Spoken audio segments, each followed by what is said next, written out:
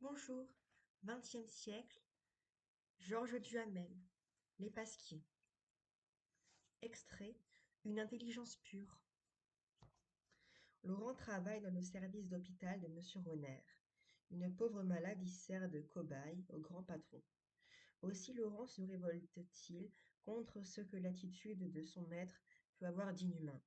Mais le problème n'est pas si simple. Monsieur Renner est en train de me faire comprendre que la plus belle des vertus, c'est la charité, dont il est cruellement dépourvu. Je devrais être reconnaissante à Monsieur Renner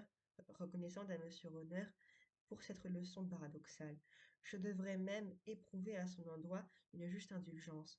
Je devrais me montrer charitable avec cet homme dur. Eh bien non. Je commence à détester Renner, sentiment d'autant plus curieux que Renner m'étonne, m'intimide et continue de m'inspirer une réelle admiration. C'est une intelligence pure. Le monde affectif, pour lui, se limite à sa personne qui est douillette, irritable, susceptible de certains sentiments et de certaines passions ou d'émotions comme la rancune, le mépris, la haine, la colère. Que le reste du monde soit tourmenté par l'amour, le désir, la tristesse, la rage, le désespoir, voilà ce qu'il ne peut même pas comprendre. Les penchants, les passions et les émotions des autres sont de curieux phénomènes, presque toujours gênants et désagréables, dont il se fait une représentation intellectuelle et strictement objective. Jamais il ne bénéficie du miracle de la sympathie, jamais il ne hante en pensée l'âme et la chair des autres êtres, et s'il s'efforce une minute de le faire en vue de quelques démonstrations, il a l'air de résoudre un problème d'algèbre et non de communier. Il ne semble pas comprendre que Catherine est très malade. Il écrit simplement pas d'endocardite, pas de néphrite. C'est tout à fait anormal. Si je lui dis elle souffre, il répond sèchement mais oui, on souffre toujours dans des histoires comme cela. On lui donne des calmants, pas de morphine surtout. Je veux une néphrite pathologique et non une médicamenteuse. Je ne sais si tu comprends. C'est assez épouvantable. Renner pense que la morphine pourrait donner de l'albuminerie.